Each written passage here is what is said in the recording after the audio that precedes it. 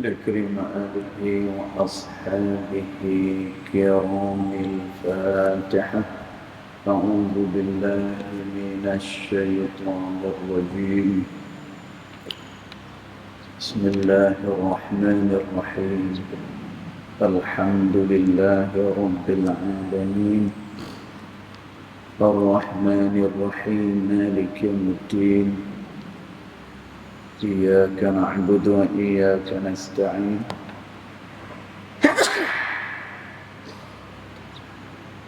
اهدنا الصراط المستقيم صراط الذين أنعمت عليهم غير المغضوب عليهم ولا الضالين آمين.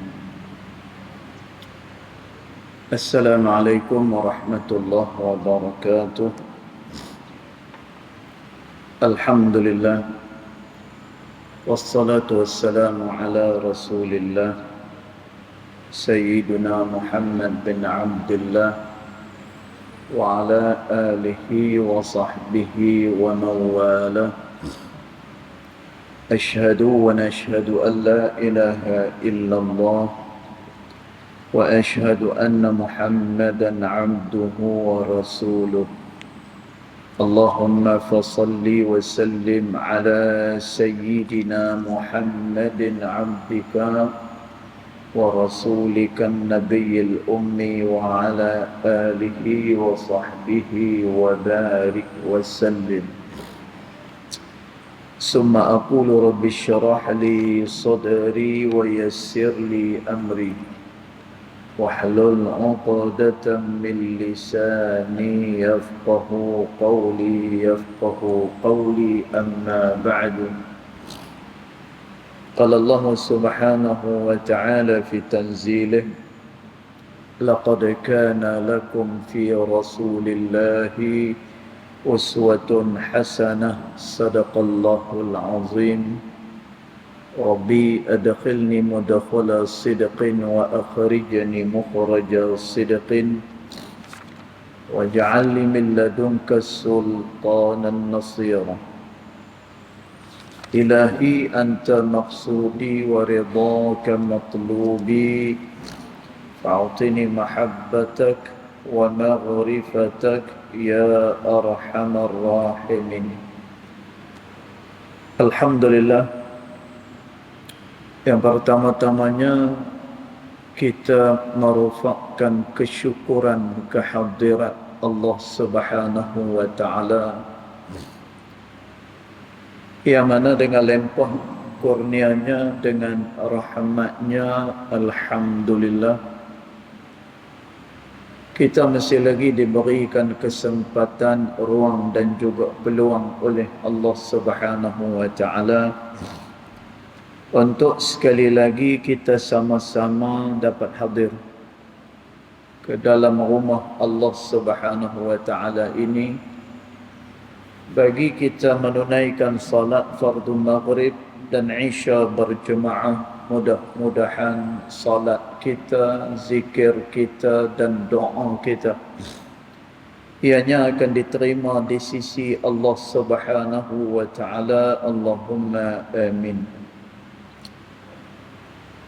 Tuan-tuan puan-puan dirahmati Allah sekalian, kita sambung lagi pembacaan kitab Adab Sulukil Murid yang dikarang oleh Al-Imam Al-Habib Abdullah bin Alawi Al-Haddad rahimahullahu ta'ala pada ibarat yang berikutnya. Dia kata bismillahirrahmanirrahim. Qala muallif rahimahullahu ta'ala wa nafa'ana bi'ulumihi fid daraini amin. Dia kata wa'lam dan ketahuilah, dia kata anna nafsa, bahawasanya nafsu itu, dia kata tuan-tuan, manusia Allah Subhanahu wa taala bekalkan kepada mereka dengan hawa nafsu. Dengan hawa nafsu itulah manusia hidup di atas muka bumi Allah Subhanahu wa taala ini. Dan hawa nafsu ianya adalah sebagai ujian kepada manusia, sebagaimana ianya menjadi sunnatullah. Ianya adalah ketetapan dari Allah Subhanahu wa taala. Kata Allah Subhanahu wa taala, khalaqal mauta wal hayata liyabluwakum ayyukum ahsanu amala. Allah yang telah menjadikan mati dan juga hidup, yang tujuannya adalah menguji kamu, siapa di antara kamu yang paling baik amalannya kepada Allah Subhanahu wa taala. Dan lalu manusia dibekalkan Allah Ta'ala dengan hawa nafsu. Dan hawa nafsu ini dia senantiasa mengajak manusia kepada kemungkaran-kemungkaran. Dia selalu mengajak manusia agar menyeleweng daripada jalan Allah Subhanahu wa Ta'ala. Kerana tu Allah Subhanahu wa Ta'ala dia pemurah dan juga maha mengasihani kepada setiap hamba-hamba dia. Tuan-tuan, kita tak usah risau dengan nafsu yang dibekalkan oleh Allah Ta'ala. Allah Subhanahu wa Ta'ala itu juga dia pemurah dan juga yang maha mengasihani. Tuan-tuan, sebab itu ketika iblis dia minta izin dengan Allah Subhanahu wa Ta'ala untuk menggoda manusia, lalu Allah Subhanahu wa Ta'ala kata, azintu lak, maka aku izinkan bagi kamu, kata Allah. Dan ni satu benda yang pelik. Bila iblis dia nak sesatkan manusia, Allah Ta'ala kata azintu lak, maka aku beri izin bagi kamu, kata Allah. Kemudian iblis nak puaskan hati dia. Dan tuan, maknanya dia nak sesatkan manusia ni cukup-cukup. Lalu dia minta pula dengan Allah Subhanahu wa Ta'ala, ya Allah, panjangkan umur aku sampai hari kiamat. Ni permintaan iblis. Dan tuan, apa yang dibuat oleh Allah Subhanahu wa Ta'ala bila mana iblis dia minta umur yang panjang sampailah hari kiamat esok? Maka jawab Allah Subhanahu wa Ta'ala, utawwiluka, maka aku perpanjangkan umur engkau, kata Allah. Dan kita pun terfikir, pasal apa yang Allah Subhanahu wa Ta'ala buat lagu tu? Sehinggalah ada manusia yang kufur dengan Allah Ta'ala, sehinggalah ada manusia yang melakukan dosa kepada Allah.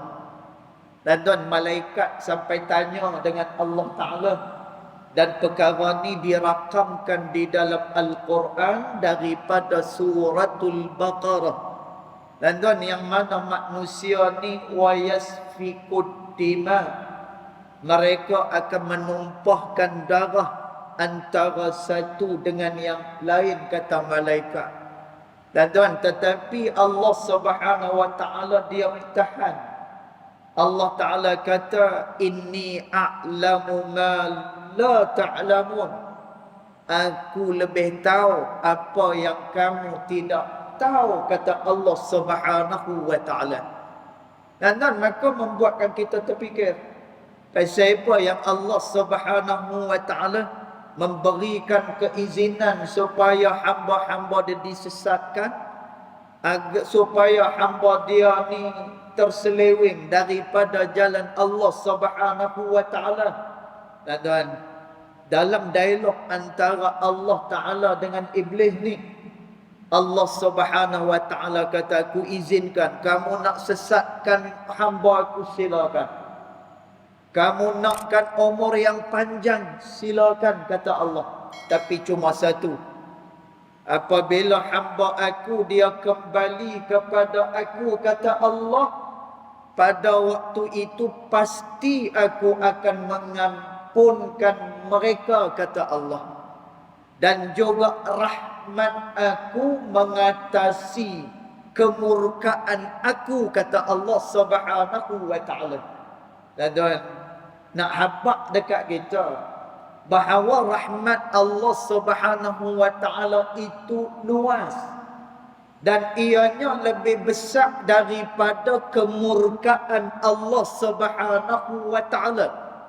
Bila mana manusia balik dengan Allah Subhanahu wa ta'ala, tuan-tuan, maka pasti orang tersebut dia akan diterima pada sisi Allah dan dia taubat kepada Allah Ta'ala. Taubat dia juga akan diterima oleh Allah Subhanahu wa ta'ala. Dan tuan, pokoknya dia kena ikhlas bila mana dia balik kepada Allah Subhanahu wa ta'ala.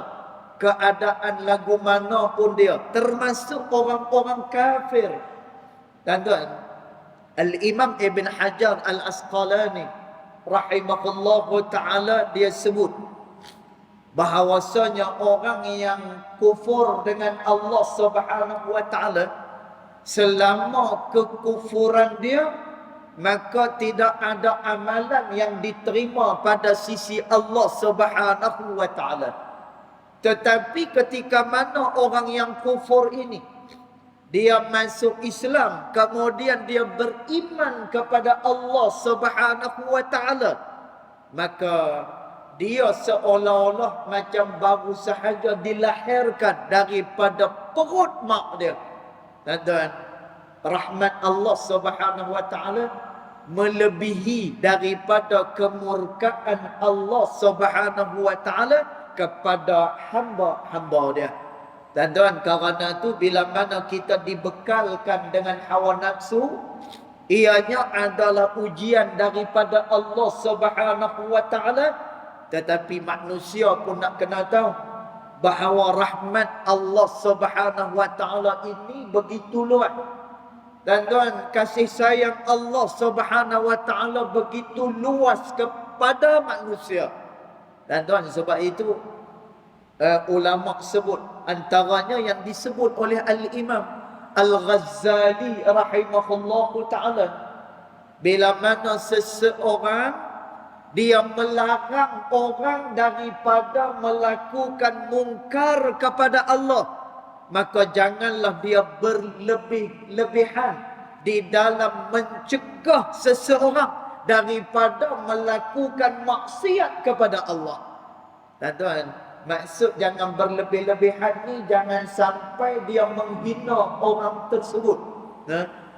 Mentang-mentang orang tu dia buat maksiat, mentang-mentang orang tu buat benda yang tak disukai oleh Allah Ta'ala, dan kita pun pergi bubuh kat dia, kemudian kita pergi kata sungguh-sungguh kat dia. Kita ni dah macam mertun, dah macam tukul, ketuk masuk. Dan tuan, kita tak fikir lagi dah.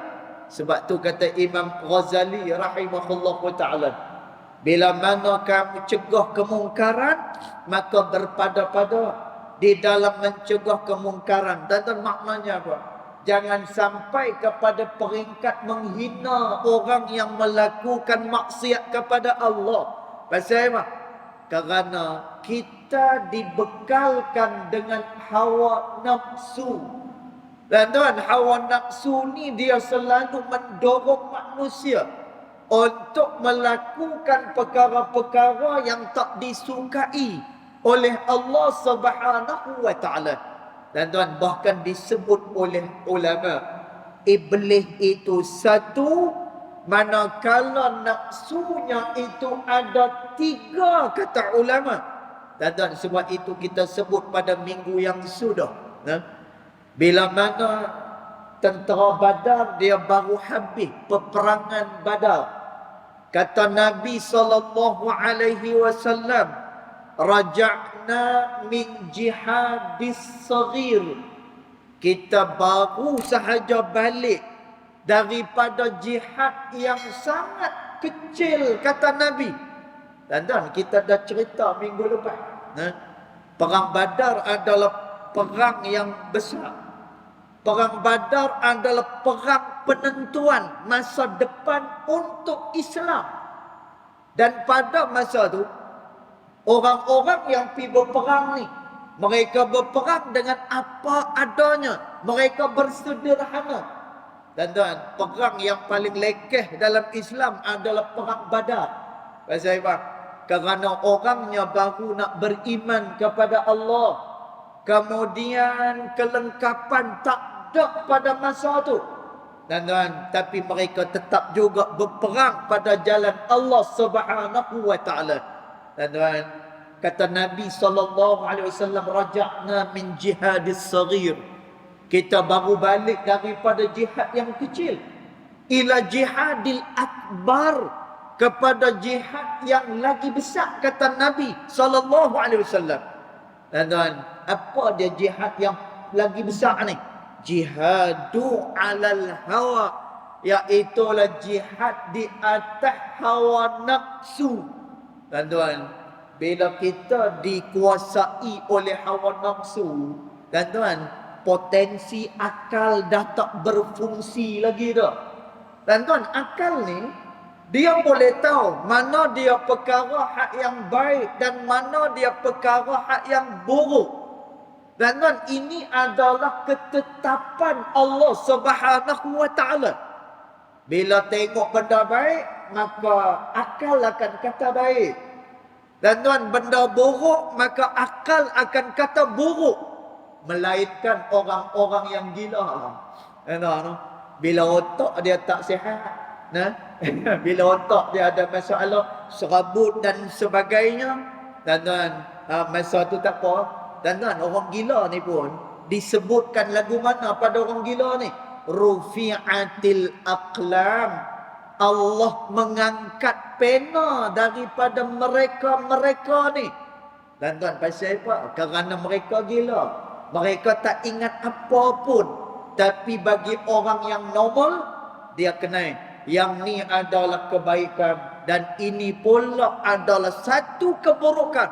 Dan tapi bila mana manusia dikuasai oleh hawa nafsu, dan bila mana hawa nafsu menguasai seseorang, dan fungsi akal pada masa tu dah tak berfungsi lagi dah. Dan sehinggalah manusia dia akan bertindak di luar daripada kawalan, di luar daripada insaniah, di luar daripada peri kemanusiaan. Dan pasal apa? Dia dikuasai oleh hawa nafsu dia. Dan sebab itu Al-Imam Al-Baijuri rahimahullahu ta'ala, dia sebut bahawasanya nafsu itu dia ketegar. Dan nafsu ni dia degil. Bakar 1000 tahun dia tak mau taat dengan Allah Ta'ala. Kemudian dibakar lagi selama 1000 tahun. Dan dia masih lagi tak mau untuk taat kepada Allah Subhanahu wa Ta'ala. Dan inilah nafsu. Dia selalu mengajak manusia kepada perkara-perkara yang tidak elok. Dan tapi walaupun ajakkan nafsu yang begitu besar, tetapi kita kena ingat, rahmat Allah Subhanahu wa taala itu melebihi daripada kemurkaan dia.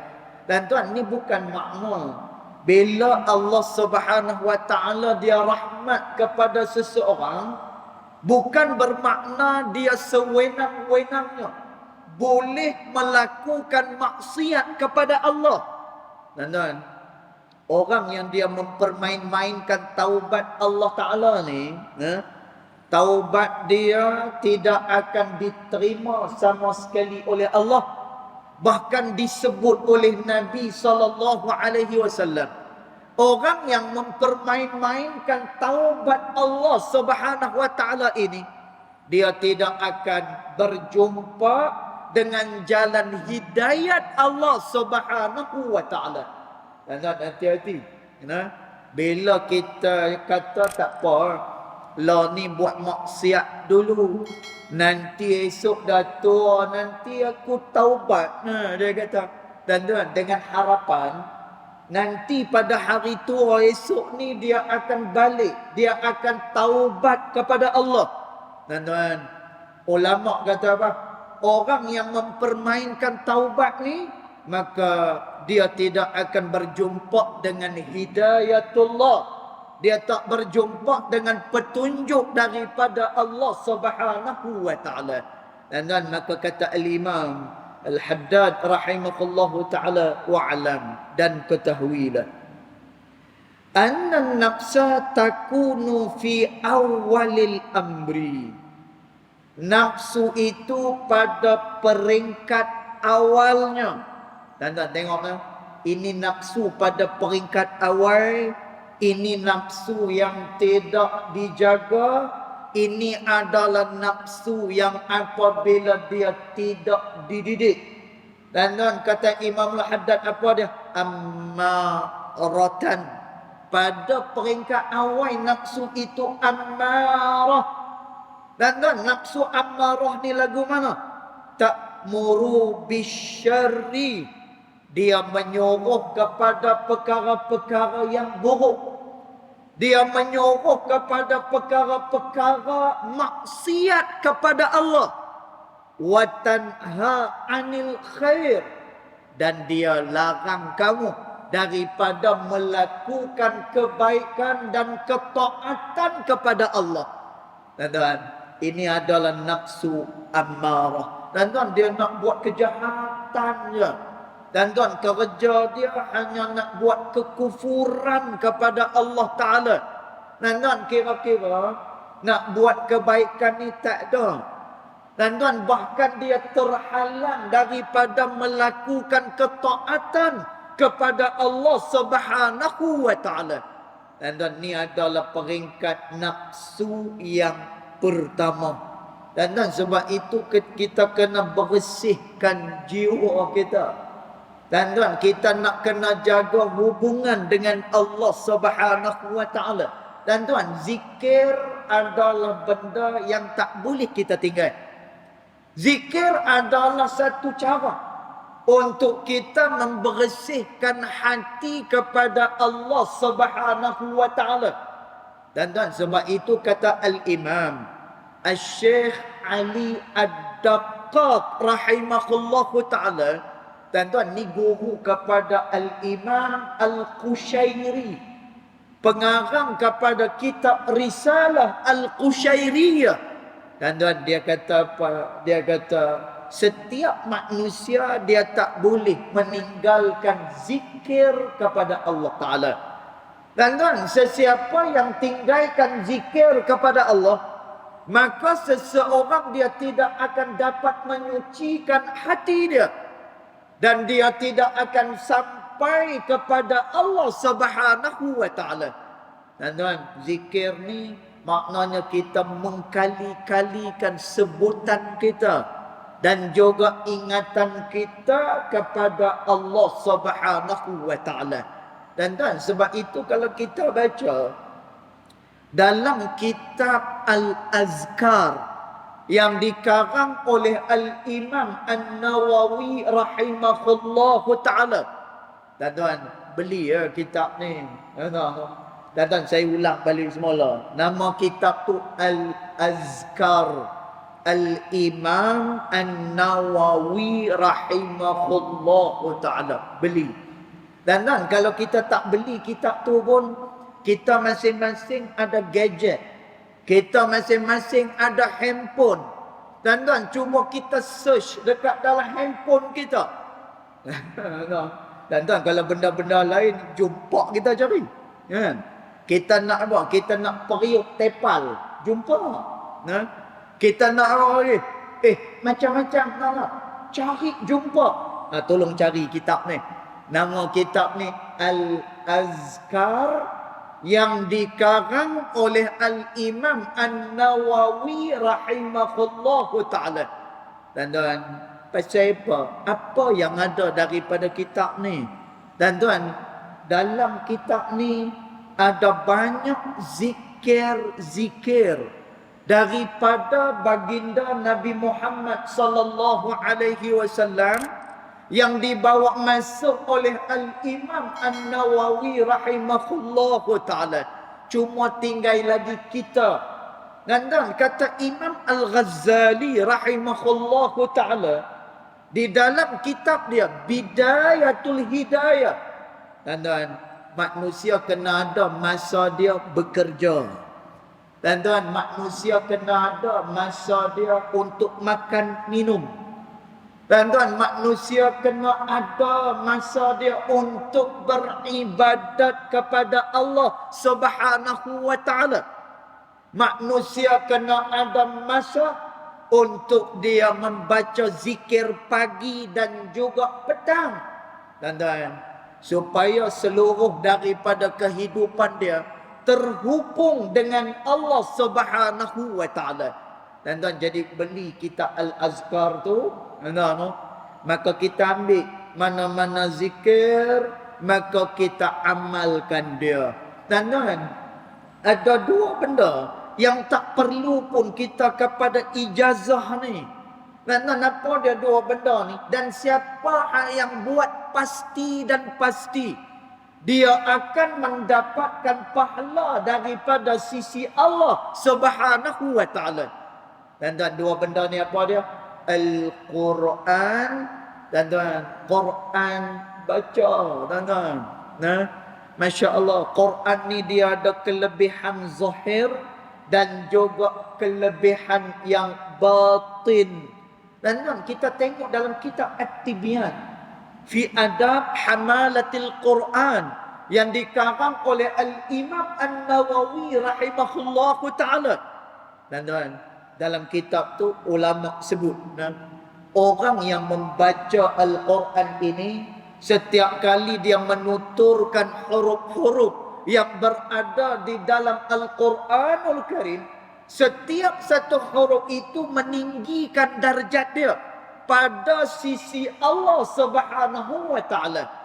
Dan sebab itu kata Nabi SAW, siapa-siapa yang baca Al-Quran ni, Nabi kata, bikulli harfin asyarah, setiap daripada satu huruf 10.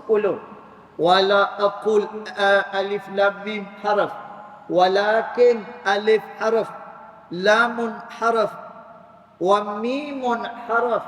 Nabi kata, aku tak kata alif lam mim itu satu huruf, tetapi alif itu satu huruf, lam itu satu huruf, mim itu adalah satu huruf, kata Nabi SAW.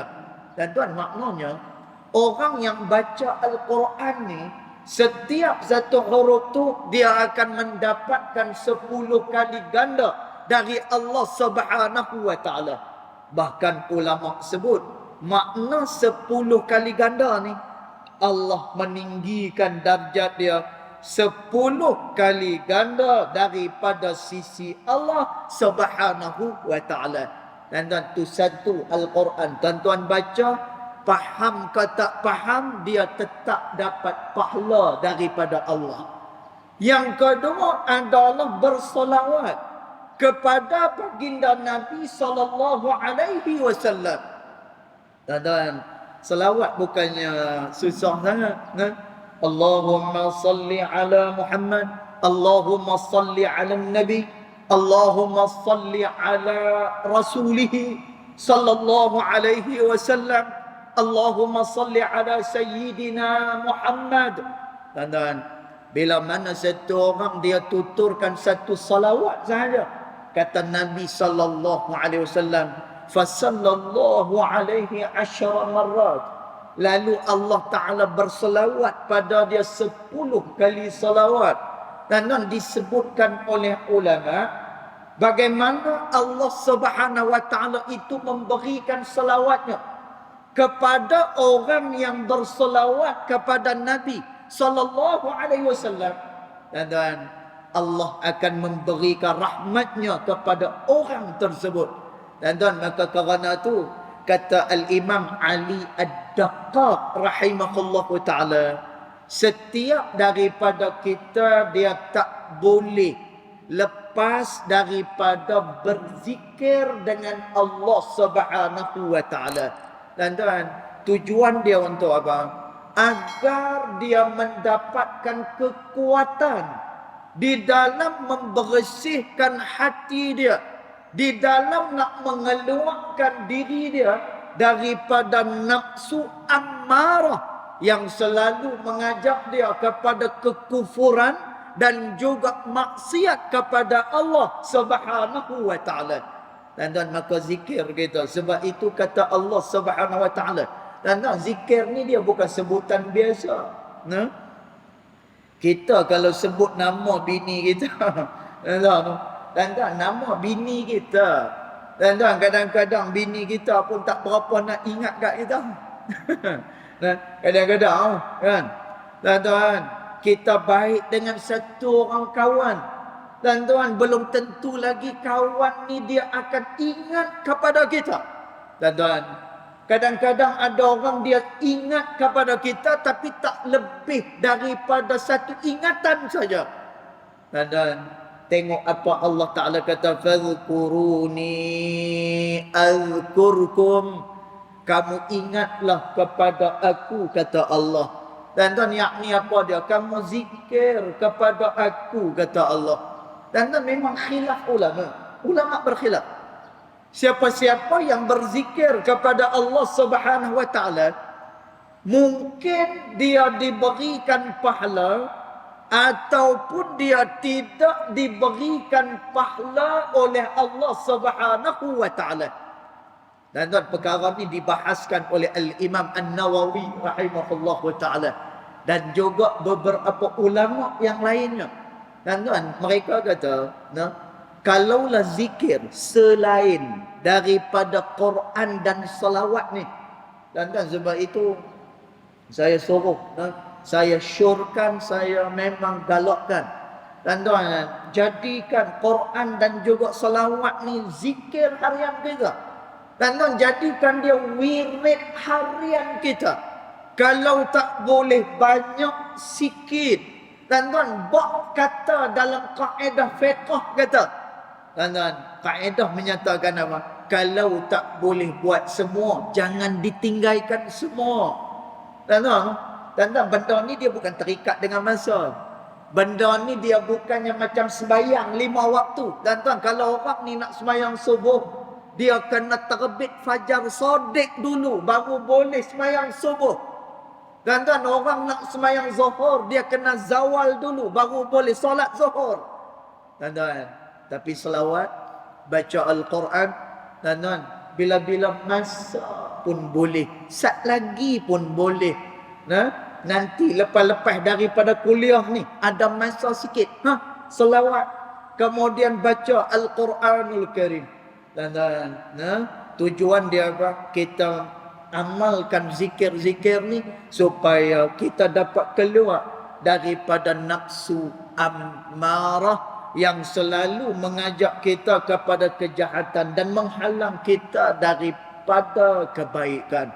Dan kerana tu Allah Ta'ala sebut tadi, fadhkuruni azkurkum. Ingat kepada aku, kamu zikirlah kepada aku, kata Allah, azkurkum, maka nescaya aku akan ingat kepada kamu, kata Allah. Dan lagu mana Allah Ta'ala dia ingat kat kita? Dan macam mana Allah Subhanahu wa taala dia teringat dengan kita? Dan ulama tafsir kata, makna azkurkum ay azkurukum birrahmah. Aku ingat kalian di dalam rahmat aku, kata Allah Subhanahu wa taala. Dan bila mana satu orang dia dirahmati oleh Allah Subhanahu wa taala, dan maka semua perkara kebaikan boleh kat dia. Dan bila mana dia jadi orang yang dirahmati oleh Allah Subhanahu wa taala, segala perkara-perkara kebaikan ini akan diberikan kepada orang yang dirahmati oleh Allah Subhanahu wa taala. Dan sebab itu di dalam kitab Hilyatul Awliya, Dan tuan, dalam tu ada kisah. Nah, satu orang ulama daripada Baghdad, Iraq. Dan tuan, dia ni pakar hadis. Dan juga dia adalah faqih. Dia adalah pakar di dalam fiqh. Dan tuan, nama dia Muhammad ibn Aslam rahimahullahu ta'ala. Dan tuan, Masya Allah, Muhammad ibn Aslam ni, kata Imam Ahmad bin Nasir, bukan Imam Ahmad bin Hanbal, Imam Ahmad bin Nasir, dia kata apa? Dia kata Imam Muhammad bin Aslam ini persis macam Imam Ahmad bin Hanbal. Dan tuan, orang cinta kepada Muhammad bin Aslam. Orang begitu hormat kepada Muhammad ibn Aslam. Dan tuan, sehingga kan pada hari kewafatan dia, pada hari itu, disebut dalam kitab Hilyatul Awliya, pada hari kematian dia, beratus ribu orang yang main.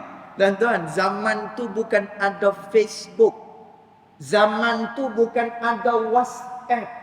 Zaman tu tidak ada yang namanya adalah medsos. Tak ada.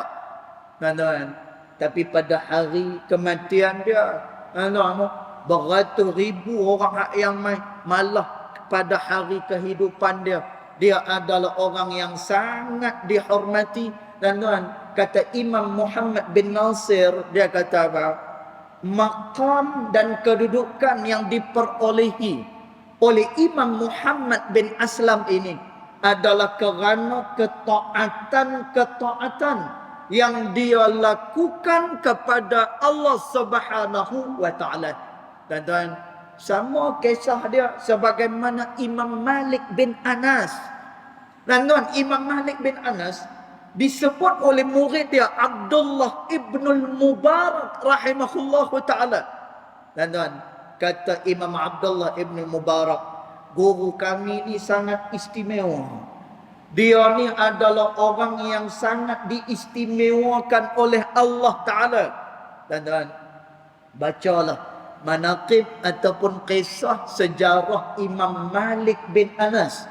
Dan tuan, Masya Allah, dan tuan akan bertemu dengan akhlak yang sangat luar biasa daripada Imam Malik bin Anas rahimahullahu ta'ala.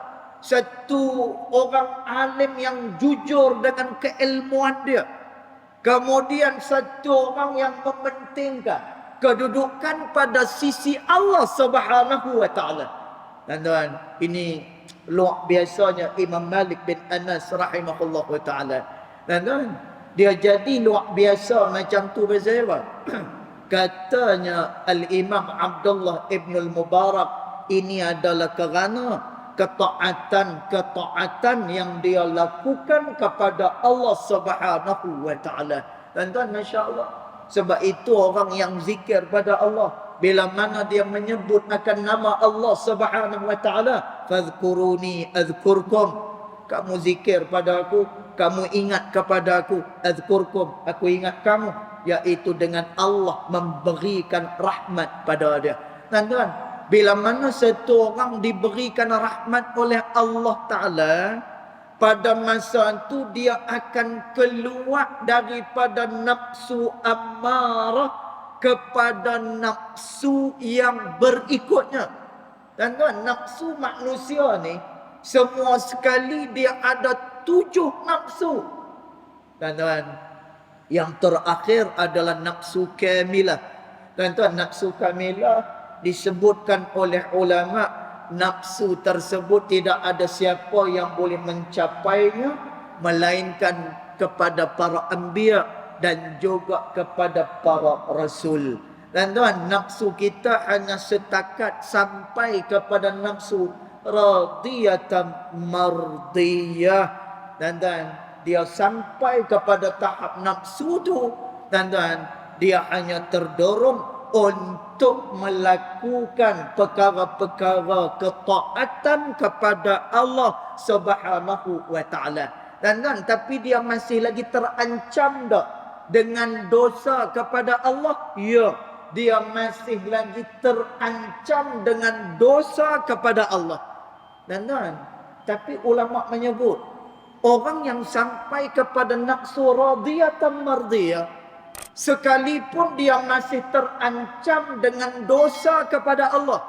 Dan kalau dia melakukan dosa, penyesalannya cepat dan taubatnya segera kepada Allah Subhanahu wa taala.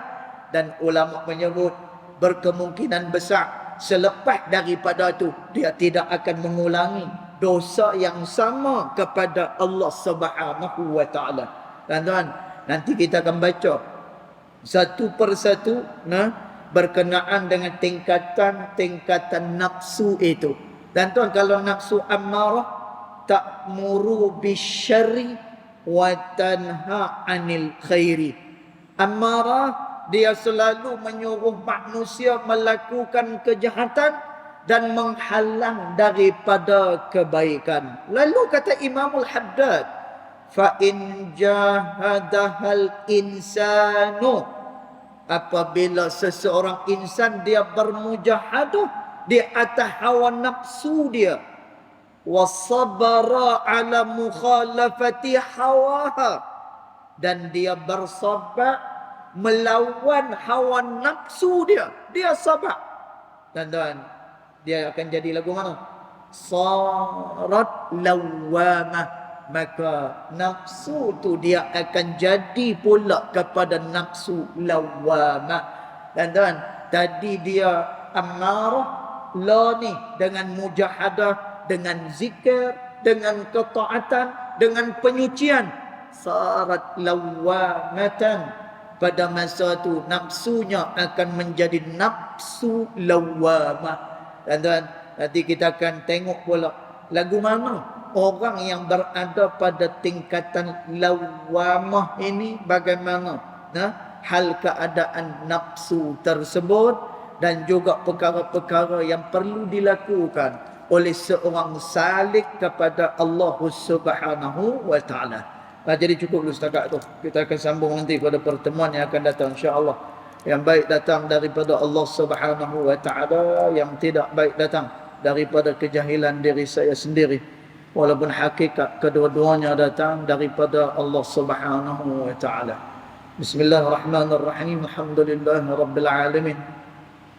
Salatu wassalamu ala asyrafil anbiya wal mursalin wa ala alihi wa sahbihi ajma'in.